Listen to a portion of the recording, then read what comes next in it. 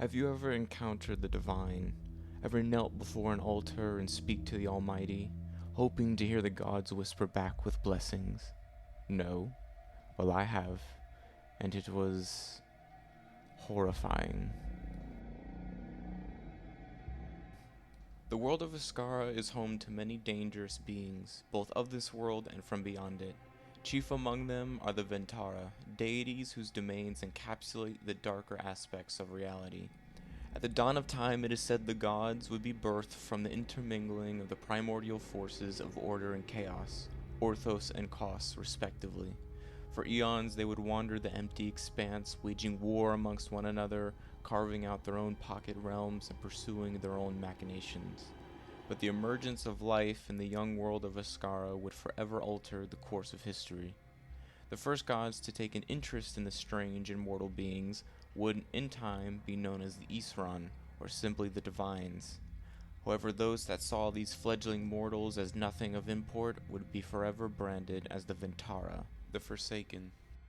For much of Iskara's history, the Ventara paid it little mind, believing it to be a waste of their godly power. But that would change when the mortal races reached their zenith. It is unknown what exactly drew the attention of the Ventara, and all records that have survived from those times only adds to the theories and speculations. Regardless, the Ventara made their presence known through violence. Known as the Incursion, several Ventara tore through the magical barrier called the Veil, which is supposed to protect Iskara in the material realm which it resides in. These demons, along with their monstrous legions, wreaked untold havoc and nearly destroyed all life on Iskara, and it is said that some among even the Divines, whose names have long been forgotten, were slain. For decades, mortal survivors resisted the Ventara and their hordes, and it was only with the aid of the surviving Divines and their blessed chosen, the Ascendant, that the legions of the Void Realms were driven back. Despite their victory, the survivors were left with a shattered world and millions of lives lost. And worst of all, from that day onward, the Divines that had protected them so fiercely, the ones that had guided them for centuries, went silent and vanished. And while the veil was mostly repaired, the Ventara have found a way to commune with the insane, the corrupt, and the mad among mortals to fulfill their grand schemes. As mentioned before, the Ventara are powerful deities who call the endless realm of the void home. It is here that each Ventara, powerful enough to do so, have formed their own pocket realms to suit their whims and reflect who they are. Within these dimensions, one will find reality-defying vistas and the minions that serve their respective gods, the Velkins. From records, artifacts, and more recent encounters, there are 19 known Ventara, most of which have shown a keen interest in mortal affairs and who delight in sowing chaos and discord. It is also speculated that many more Ventara linger in the unending void, biding their time to make their presence known. Throughout history, many have communed or encountered these dark gods, and those that emerge with their sanity intact have returned with many tales to tell and powerful artifacts capable of shifting the tides of history.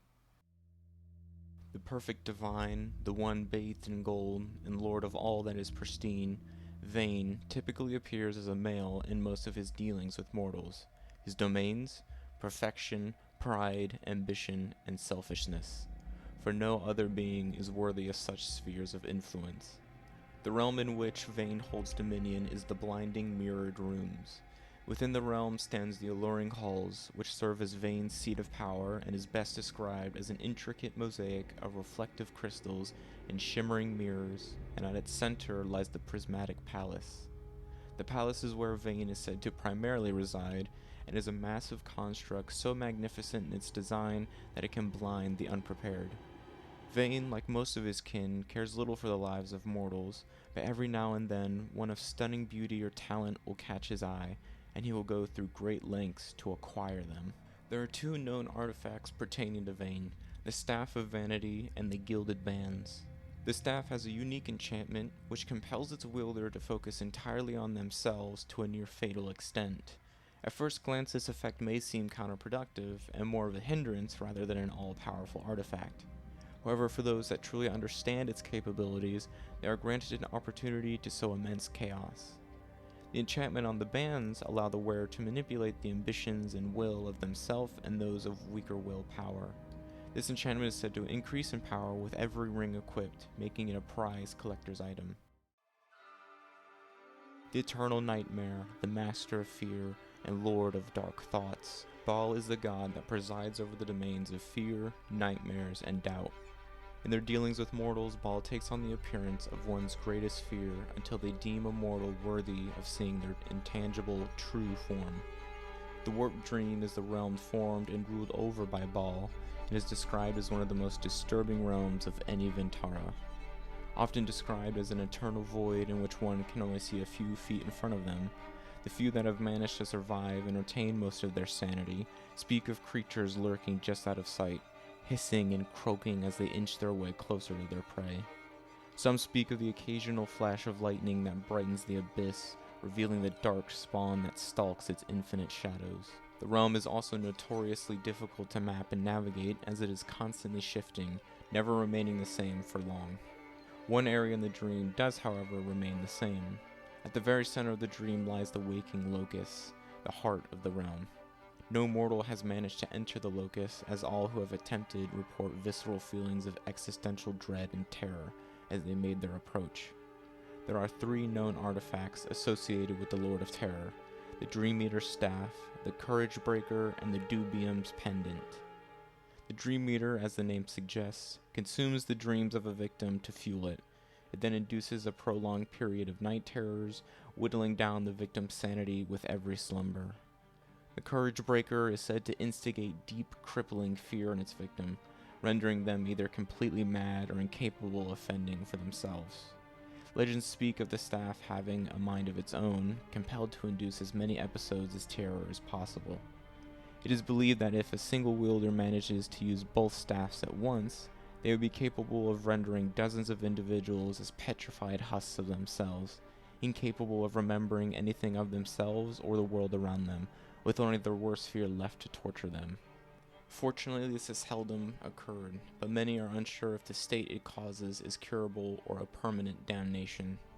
Lastly, the pendant allows its wearer to understand and exploit almost anyone's insecurities, so long as their willpower is weak enough. The Never-Fed, he who takes, and the eternal maw. Worm is the grotesque deity of gluttony, greed, and everlasting hunger. Often Worm takes on the appearance of a festering, rotund creature bathed in gold, which does little to mask his foul visage. The rapacious waste is the domain of Worm and serves as his seat of power. The wastes are described as an endless sea of bones, carrion, discarded scraps, and decaying filth. The few that have managed to enter the realm and return speak of a slimy fog that permeates most of it, and the unfathomable stench that accompanies it. Some have even had their senses dulled or nullified by the pungent odor. Some describe this fog as blanketing even the sky, and it flows with a mind of its own.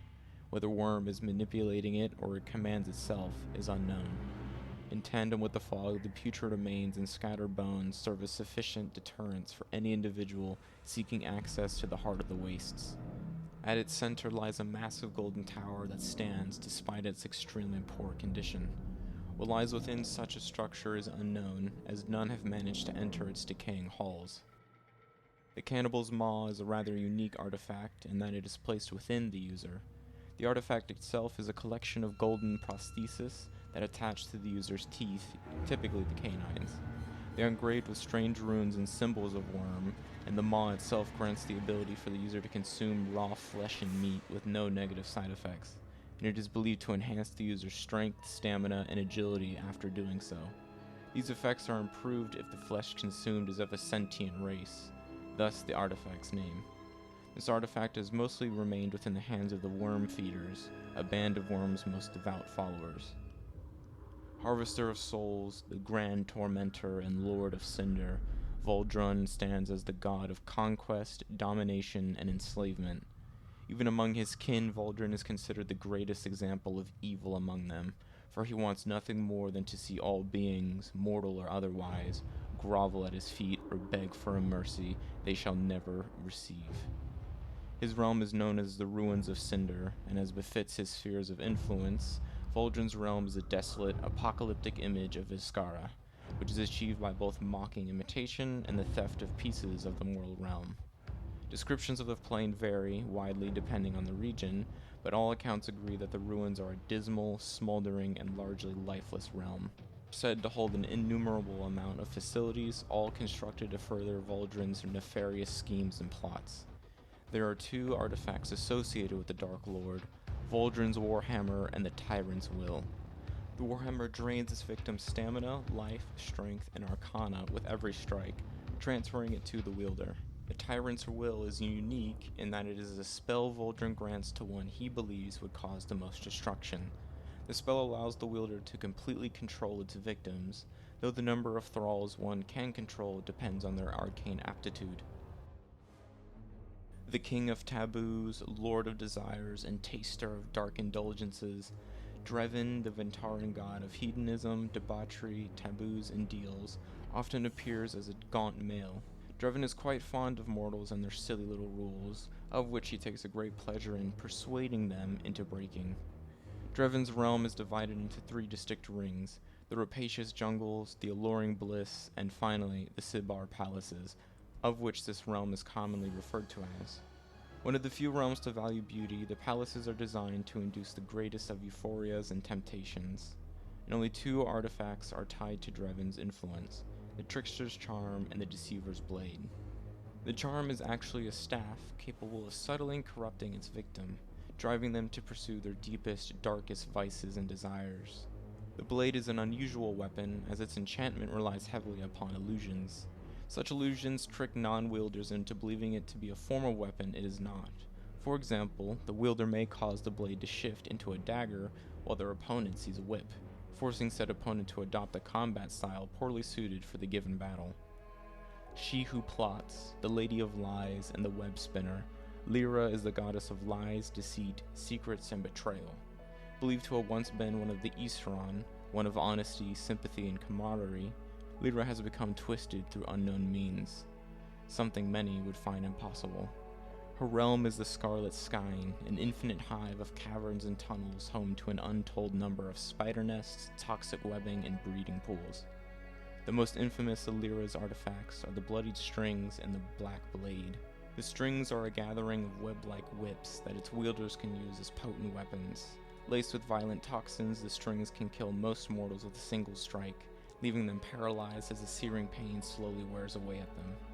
The black blade is said to have been corrupted just as Lyra was, once a symbol of purity and now feeds on betrayal. All one must do to increase its power is slay those closest to them, and the deeper the bond, the more it feeds. Back again, are you? And I thought I was foolish. Ah well, the gods welcome all, even the mad.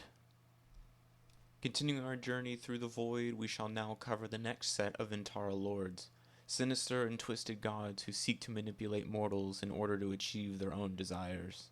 To that end, let's begin our descent into darkness. Bringer of change, the pandemonium, and the bedlam lord, Akal is the god of chaos and change. As such, they embody the coming and going of things, and they are often perceived as the antithetical deity to the orderly divines. As such, they are believed to be one of the most powerful among the Ventara. The realm is Perpetuum, a place that shifts in purpose and form just as much as its ruler does.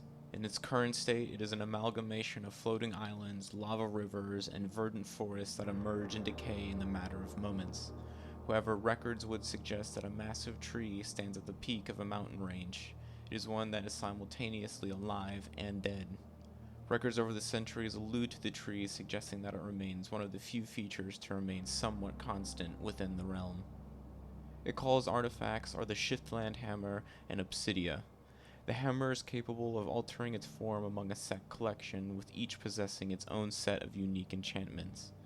Obsidia, on the other hand, is a spear capable of piercing most physical and magical materials and barriers, and with each successive strike it emits a violent, energetic blast. However, for centuries the spear has remained fractured, with several pieces being scattered across the known world. The Wings of Wrath, the Great Lady of Pain, and the Reaver. Valkyr is the goddess of wrath, savagery, and violence. As such, she is a warrior through and through. Because of her spheres of influence, she has become a patron deity for many among the Avar tribes, who view her as a replacement for their ancient patron, Vara. Her realm is known as Raythariki, and is described as a collection of Gothic constructs strung about in the dark black clouds, ravaged by crimson storms. There's also said to be no ground floor, so if one were to fall from one of these various constructs, a never-ending void would welcome them. The signature artifact of Valkyr are her dual axes, the Wrathborn cleavers. The jagged, imperfect weapons burn with unending cinders along its edges, which rip into its victim's flesh, leaving behind a smoldering infection that quickly spreads throughout the body. Such an infection is said to feel akin to being burned alive from the inside out. Her other artifact is a more recent creation known as Irem's Cuirass. The cuirass is capable of bolstering the wearer's physical capabilities and harnessing the wearer's rage. The more it feeds, the greater its effects. It can also channel that rage and release a devastating kinetic blast. He who will remain, the Reaper, and the waking end, Nokris is the god of death. Enigmatic and calculating, Nokris is more akin to a force of nature than some mere deity, a fact that he is acutely aware of. The realm of Nokris is known as the Deadlands, and as one might expect, this realm is a desolate place. It is often described as a vast desert-like realm with a strong gale that carries black sand across its vast horizons. The sky is in a state of perpetual darkness, and the clouds rain shards of obsidian. Scattered across his realm are ruined structures speculated to house labs Nokris previously used, but it is nigh impossible to reach their interiors. However, one structure remains known simply as the Dark Tower. Within, Nokris conducts his countless experiments to surpass even the fringes of the forces of life and death. The tower itself is said to be a craggy and oppressive construct that pierces both the darkened skies and earth. The interior of the tower houses hundreds of rooms, each dedicated to its own experiments and trials. At its peak lies a massive orb of unknown energies that fluctuates with uneasy movements, and its purpose remains just as secretive. There's only one artifact associated with the Lord of Death, the Reaper's Blade. Also known as the Soul Binder, the blade is said to absorb the very soul of its victims, trapping them within to embolden its power along with that of Nokris's. The Raven Queen, Our Lady in the Shadows, and the Hand in the Night, Umbra is the patron deity of all thieves, or at least those worth their weight in stolen gold. Umbra is the god of shadows, darkness, and thievery, and in the darkness of the void lies the Evershade, Umbra's realm. It is a realm of perpetual twilight, and it is unique in that it has a large central realm with multiple pocket realms surrounding it. These surrounding realms constantly shift and appear different to every mortal, making it tricky to navigate for the inexperienced. The largest of these dimensions is known as the Crow's Wood. It is a heavily forested place with massive trees which cast far shadows in the dimly lit realm. The central plain is the Eclipsed Shore. This lustrous plain contrasts greatly with the plains of the other Ventara, as it is rather peaceful and serene. It is described as an ever-expansive beach leading to a magnificent grove of ancient flora that reaches for the twilight sky. At the center of the forest is an intricate palace woven into the expansive branches. No mortal has ever entered this grand estate, and it is believed to be the seat of Umbra and her power. It is also said that Umbra has contributed 3 artifacts to the realm of mortals: the Skeleton Key, the Black Mask, and the Silent Striders. The Skeleton Key is capable of opening any locked door and barrier, even those that lie within its wielder. The Black Mask is one made entirely of obsidian, and its enchantment is said to completely erase the wearer's existence from history and memories, rendering them nearly non-existent as long as they don it. Lastly is the Silent Striders.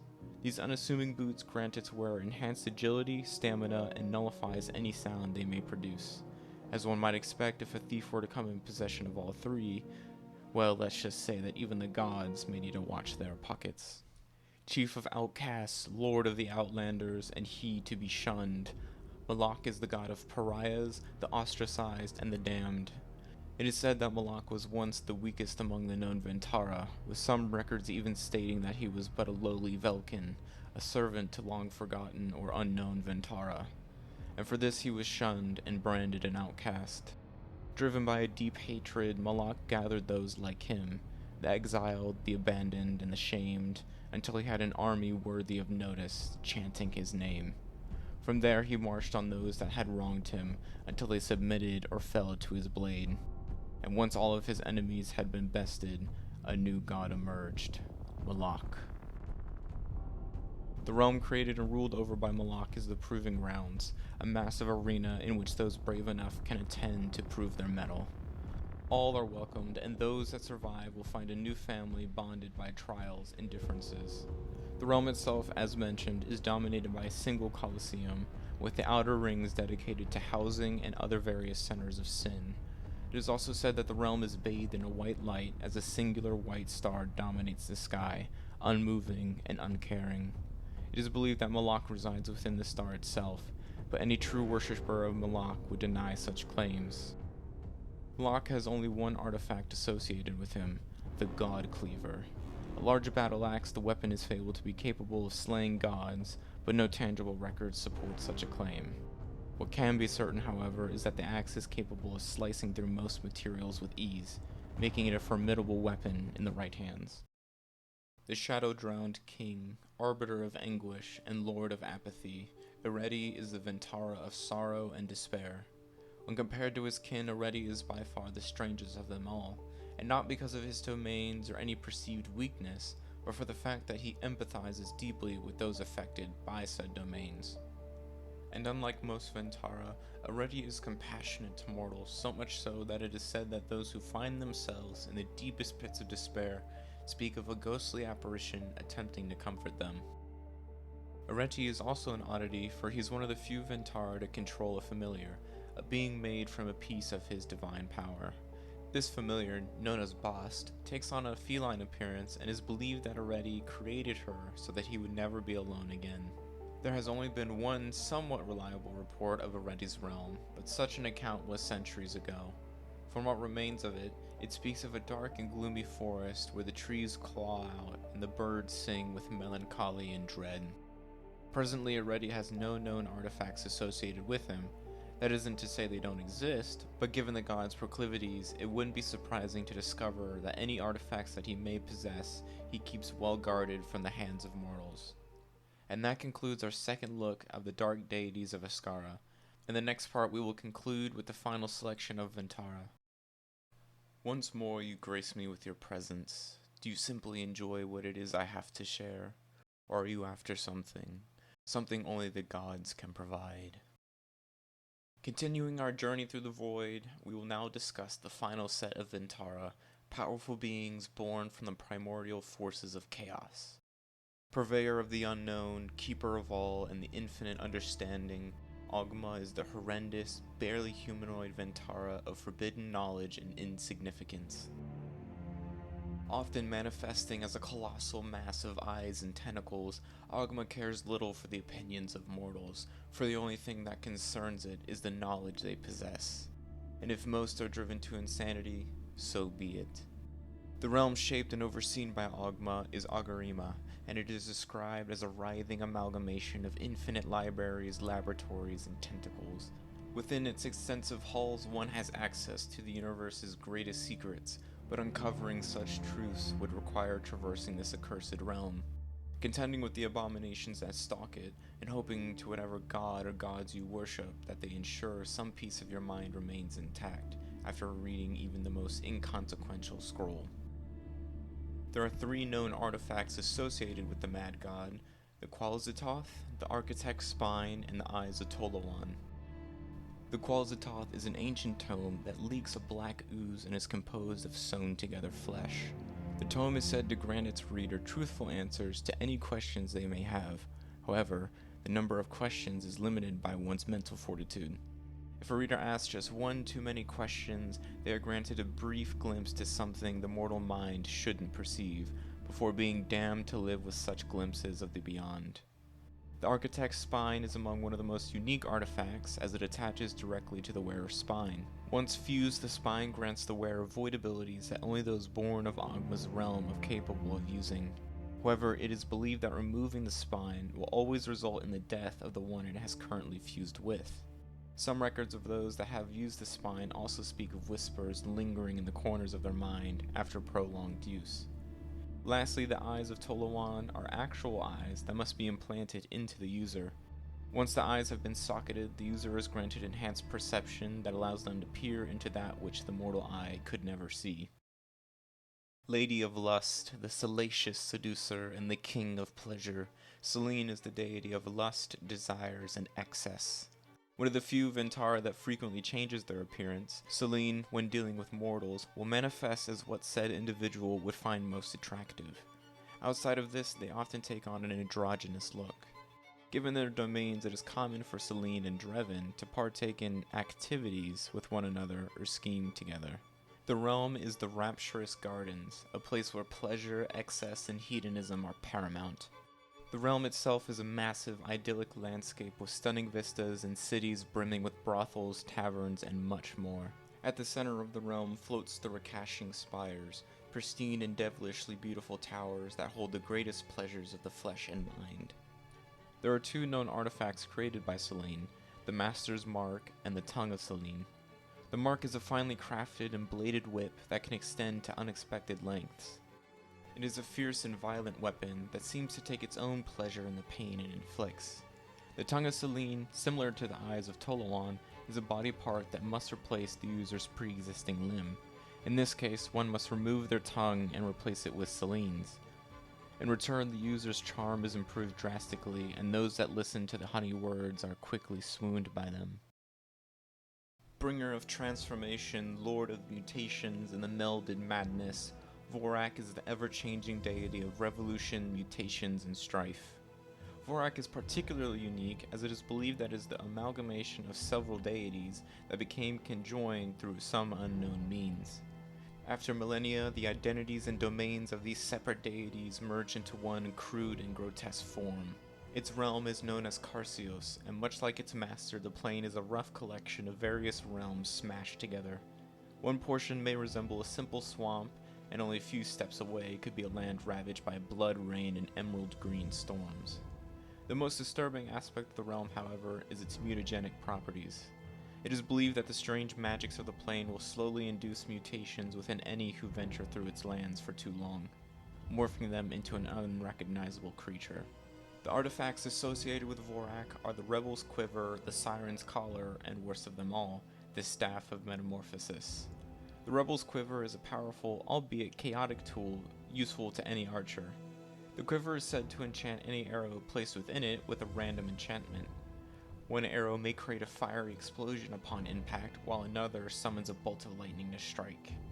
The Siren's Collar is said to have been crafted from the flesh of a slain siren, and allows the wearer to produce a potent sonic screech capable of debilitating or even killing anyone caught within its range. Lastly is a Staff of Metamorphosis. The staff is seen by those that are aware of its existence as one of the most cruel and nauseating artifacts ever created. So much so that the Circle of Arcanum, a well-regarded collection of Iskara's mages, has locked it away so that it may never fall into the wrong hands. The artifact is said to mimic the effects of Vorak's realm, but at a much more violent and rapid rate. Victims of the staff are irreversibly and brutally changed into beings similar to those found within Carcios. Stripped of their humanity and sanity, these abominations thrash out and attack anything that isn't the staff's wielder. The Lady of Sickness, the Putrid One, and the Decaying Goddess, Lix is the Ventara of revulsion, decay, and pestilence. Seen as almost a cosmic sibling to Worm, Lix is a festering being that revels in rot. Often taking on the appearance of a rotting and horrid woman, Lix rarely interacts directly with mortals, and only the most disturbed will worship her. Her realm is known as the Festering Mire, and as one might expect, it is a revolting plain with bubbling swamps and carrion-ridden marshes. Within the mire, one can find a massive hut woven into a walking tree. The structure wanders the mire with a staggered pace, and within, Lix toils away at concocting the next virulent sickness. Lix has 3 artifacts strewn about Iskara: the Vile Shroud, the Withering Hands, and the Oozing Scythe. The Vile Shroud is a veil made of an elegant mixture of emerald green silk and gold accents. While beautiful on the outside, the shroud will slowly wear away at its wearer, reducing them to a sentient walking corpse, and its enchantment turns said wearer into a plague spreader, as illness seeps from the wearer. Given its effects, only the most devout Taliks willingly choose to don the shroud. The withering hands are a pair of gloves that, once equipped, burrow into the flesh of the wearer and grants them abilities to quickly decay anything they touch. Lastly is the oozing scythe, a potent weapon capable of infecting its victims with virulent diseases that rapidly spread to anyone close to said victim. Mother of vampires, matron of blood, and the sanguine lady, Maeve is the alluring goddess of blood, murder, ritual sacrifice, and vampirism. A cunning and seductive creature, Maeve is particularly fond of mortal affairs and will often interact with those she deems interesting. The Matron of Blood is also the patron deity of the Crimson Covenant, a secretive order of assassins, spies, and infiltrators. The Vermilion Meadow, also known simply as the Meadow, is a plane within the void created and ruled over by Maeve. The Meadow is one among a handful of planes that is well documented and relatively explored by scholars and adventurers alike. It is also said that the plane is rather tame, at least when compared to other Ventara planes. The Vermilion Meadow is a vast sea of vibrant red grass and flora, with rivers and waterfalls of flowing blood. The sky is a deep perpetual crimson with a lone moon as the sole source of natural light. Few constructs dot the plane, and fewer individuals know what lie within. These constructs appear to be made of an unknown stone that starkly contrasts the forest-like surroundings. It is hypothesized that these structures contain unknown knowledge pertaining to Maeve, her realm, and her spheres of influence, or serve as conduits of powerful and ancient blood rituals. Maeve is associated with two artifacts, the Siphoner's Blade and the Blood Font. The blade, also known as the Bloodletter, is the oldest known artifact of Maeve. A dagger of exquisite make, its enchantments are said to drain the blood of its victims with every strike, replenishing the vitality of its wielder. And once the blade has satiated its hunger, it allows the wielder to use the blood it has consumed to create piercing and slashing projectiles until it is depleted and ready to repeat the process. The Blood Font is a strange red orb that is inscribed with powerful enchantments. It is said that the orb can grant its wielder access to unique blood spells, capable of manipulating and damaging the most fearsome of foes. Its exact origins are unknown, but some speculate that Maeve created the orb herself. Others suspect an ancient blood mage created the font as an offering of devotion. Lady of Toxins, the Viperess of Venoms, and Curator of Curses, Lilitu is the Ventara goddess of poisons, curses, hexes, and afflictions. Often taking the appearance of a humanoid serpent, Lilitu is rather enthusiastic to interact with mortals, especially when she can witness the effects of her domains in action. Her realm is known as the Spitting Spires, and it is here that it is said that massive flying serpents weave in between sky-piercing pillars that seep poison. Far below these beasts lies a vast ocean comprised of various acidic liquids. At the center of the realm lies a ziggurat, where it is believed that Lilitu experiments with new reagents and curses. Lilitu has two artifacts, the blue-ringed coil and the fanged slicers. The coil are a set of rings that allow the wearer to tap into the elusive and extremely rare poison abilities handcrafted by Lilitu herself. The fanged slicers are a crude pair of daggers, with one being laced with an extremely potent paralytic toxin, and the other is said to place a curse on its victims. The Eternal Watcher, the Dark Guardian, and the Abyssal Judge, Vinishal is an odd deity, for his domain is more akin to an oath rather than some aspect of reality, for his sole purpose is to guard the void itself from anything powerful enough to disturb it. It is this fact that has many scholars debate if he should even be considered a god, but many suggest that his mere existence attests to his strength, for if he was a being of weak will or power, surely the other Ventara would have slain or consumed him. There are some that speak of a 20th Ventara looking to make their presence known to the world of Iskara, but such rumors are just that, tales spoken amongst the mad and the crazed.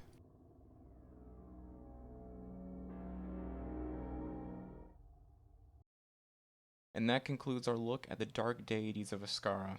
Thank you for taking the time to watch this video, and feel free to like, subscribe, and comment any of your ideas, suggestions, or feedback down below. Take care, and happy world building.